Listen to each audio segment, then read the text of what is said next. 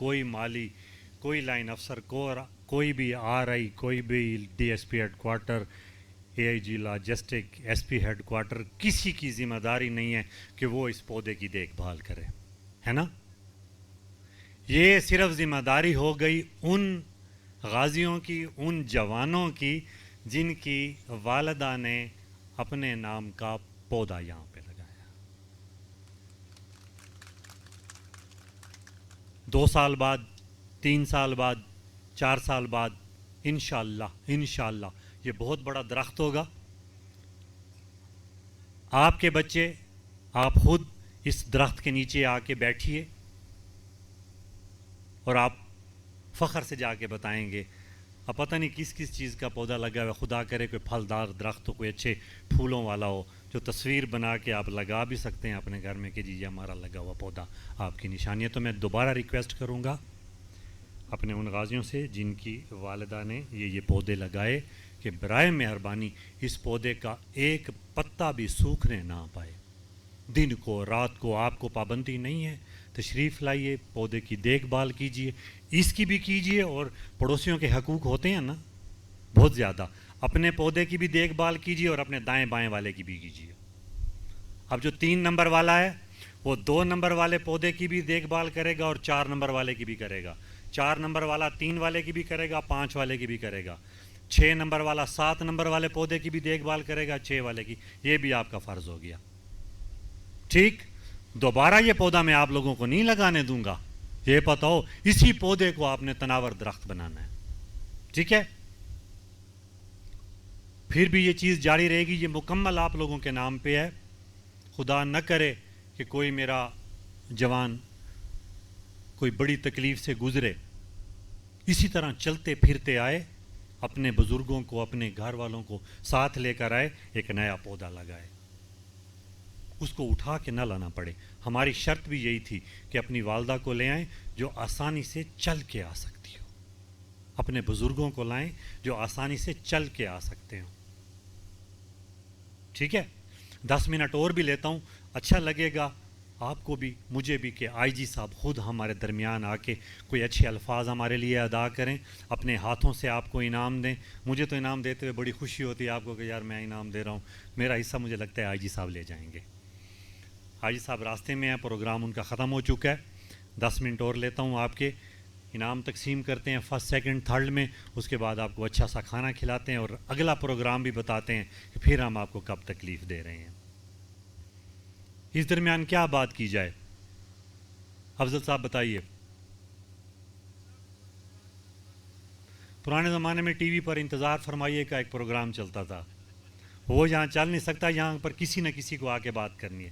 میرے ساتھ میرے ایک مہمان ہیں، بڑے اچھے مقرر ہیں لیکن شرماتے ہیں کبھی کبھی، بڑا اچھا بولتے ہیں، ٹو دی پوائنٹ بولتے ہیں، بڑا کھرا بولتے ہیں، بہت عظیم انسان ہے، جس کی میں تعریف کر رہا ہوں لازمی بات ہے عظیم انسان ہوگا، لیکن بہت سادہ اور بڑے شرمیلے سے بندے ہیں۔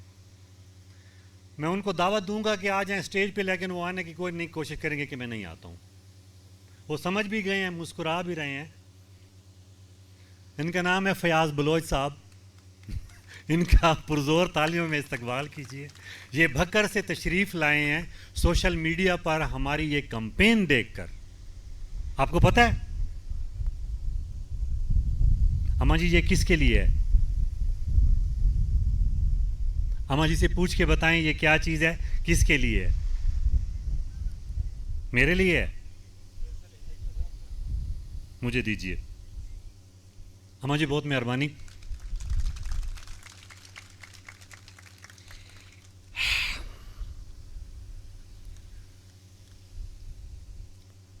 ایک بہت عجیب سا واقعہ آپ کو سناتا ہوں تھوڑا سا۔ قدرت اللہ شہاب پاکستان کے پہلے ICS آفیسر، بہت دیانتدار، بہت خلیق۔ ان کی ایک کتاب ہے شہاب نامہ، اتنی موٹی کتاب ہے، 1000 صفحے کی، میں نے بہت پہلے پڑھی تھی۔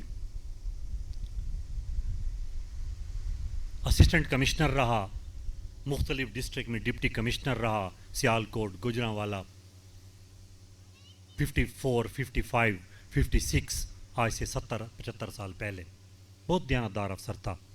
اور میرے خیال میں 82-83 میں وہ سیکٹری کے عہدے سے گریڈ 22 کے عہدے سے ریٹائر ہوئے.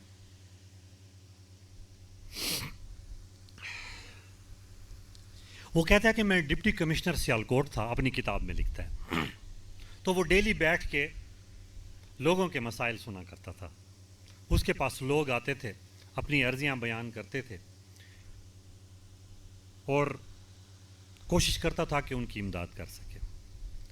ایک دن وہ گیا تو جب چھٹی کر رہا تھا تو اس کے پی اے نے اس کو بتایا کہ جی ایک بزرگ خاتون بیٹھی ہے, بوڑھی خاتون. وہ کہتی ہے میں نے صرف ڈی سی صاحب سے ملنا ہے, میں اور کسی سے بات نہیں کرتی, نہ کسی کو درخواست دیتی ہوں, نہ کسی کی بات سنتی, صرف آپ سے ملنا ہے. یہ چھٹی کا ٹائم تھا, اس نے کہا میں جاتا ہوں, ملتا ہوں اس سے. جو ویٹنگ روم تھا, یہ جگہ تھی, بیٹھک وغیرہ بنی ہوئی تھی, وہاں جا کے اس سے ملا ہے.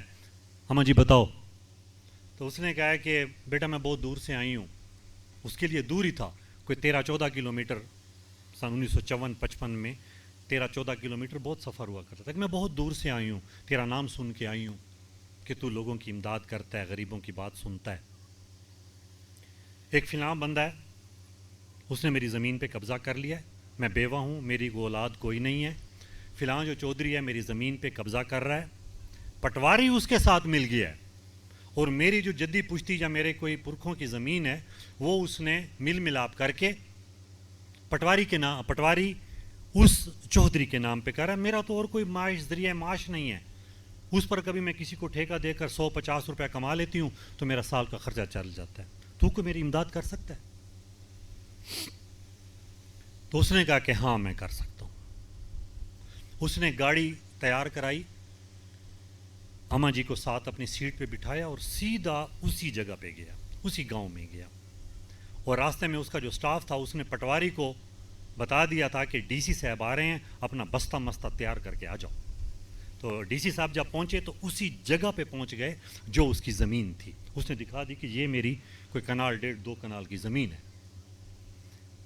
ڈی سی صاحب پہنچے, قدرت اللہ شاہ, تھوڑی دیر بعد وہ پٹواری بھی پہنچ گیا بستہ وستہ. اس نے کہا کہ مجھے وہ فرد, وہ تمام چیزیں نکال کے دکھاؤ کہ کس کی زمین ہے, پرانا ریکارڈ دکھاؤ. جب پرانا ریکارڈ 40-50 سال پہلے کا نکالا گیا تو وہ اس کے خاتون کے باپ کی زمین تھی جو اس نے اپنی بیٹی کو دی تھی, اس کے کوئی شوہر کی یا دادا کی یا کسی کی نہیں تھی. اس نے کہا تو یہ چودھری کے نام پہ کیسے جا رہی ہے؟ اس نے کہا کہ جی معافی چاہتا ہوں, مجھ پہ دباؤ تھا. اس نے کہا کہ ابھی نیا فرد تیار کرو, ڈی سی کے دستخط کراؤ اور فرد اس کے حوالے کرو, اور سارے بندے اس کو بطور گواہ دستخط کریں گے کہ یہ زمین فلاں بی بی کی ہے, اور کہندہ کسی کو جرت نہ ہو سکے کہ اس پر 1 انچ بھی قبضہ کر سکے. موقع پہ ڈی پی او بھی کھڑے تھے, ایس پی بھی, ایس ایچ او بھی, اور سب کو کہا کہ اس زمین کا وارث میں ہوں, کوئی اس پہ قبضہ نہیں کر سکے گا, اور اگر کوئی ہو گیا تو میں آپ لوگوں کی چمڑی ادھیڑ دوں گا. بات ختم. وہ خاتون بڑی خوش ہوئی, کوئی بوڑھی خاتون تھی اماں جیسی, بڑی مہربان, بڑی خلیق. تو اس کی آنکھوں میں آنسو آ گئے, رو رہی تھی. تو وہ قدرت اللہ شہاب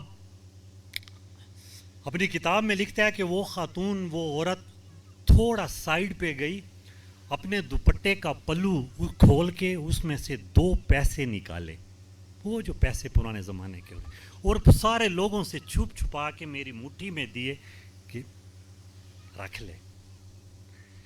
قدرت اللہ شہاب کہتا ہے کہ یہ میری زندگی کی سب سے بڑی رشوت اور سب سے بڑی کمائی تھی, جو ریٹائرمنٹ سے لے کر مرتے دم تک اس کے بکسے میں تھی.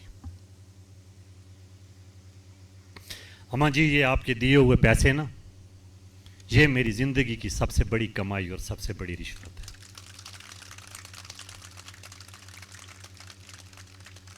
اس میں مجھے پیسوں کا اندازہ نہیں ہے کہ کتنے ہیں, میں نے ہزاروں کے نوٹ کئی دفعہ دیکھے ہیں, 5-5 ہزار کے نوٹ بھی مجھے تنخواہ میں ملتے ہیں, لیکن جتنی محبت, جتنی خلوص مجھے اس میں نظر آ رہی ہے نا, شاید مجھے لاکھوں روپے کی جو تنخواہ ملتی ہے اس میں نہیں ہے.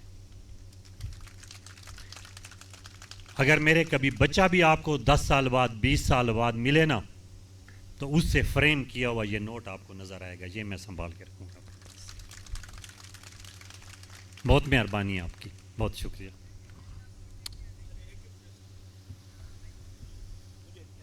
جی پلیز آئیے.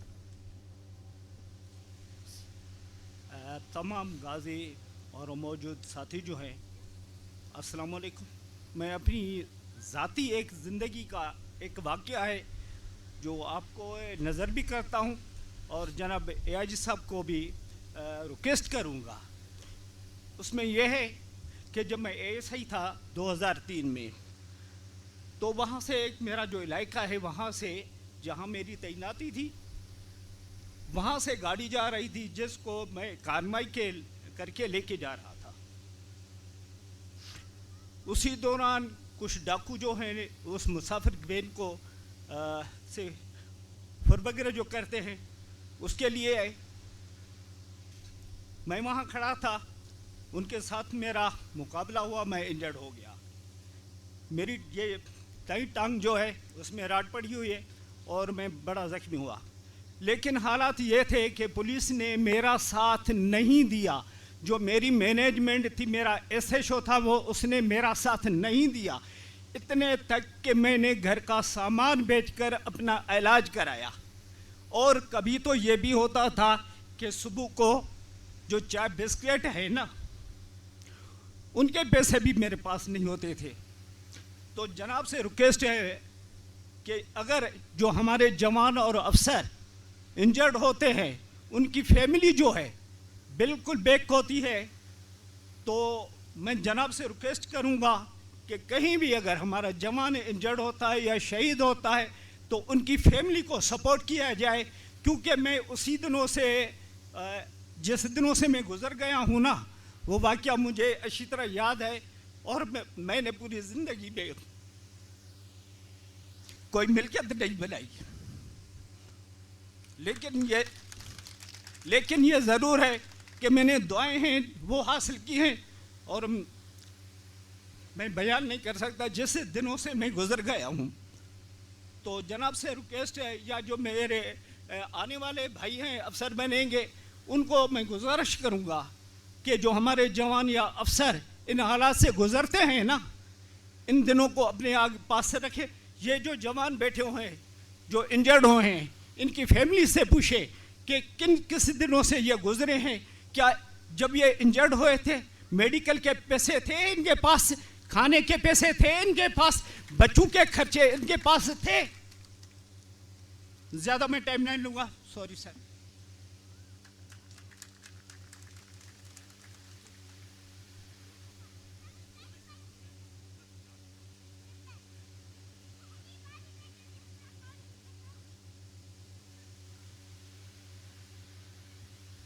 السلام علیکم جی. یہ میری زندگی کا پہلا موقع ہے کہ میں اسٹیج پہ آیا ہوں جی. تو آپ کی یہ ساری محفل، یہ سارا پروگرام دیکھ کر انتہائی خوشی ہوئی. اور پولیس کے متعلق جو میرے ذہن میں ایک نقشہ تھا یا جو میں نے سن رکھا تھا اس کے بالکل ہی میں نے یہاں برعکس دیکھا جی. آپ کا یہ رویہ اور اپنے کلیگوں کے ساتھ اتنی مہربانی، اس کو میں اپریشیٹ کرتا ہوں جی. اللہ آپ کو خوش رکھے. جزاک اللہ جی.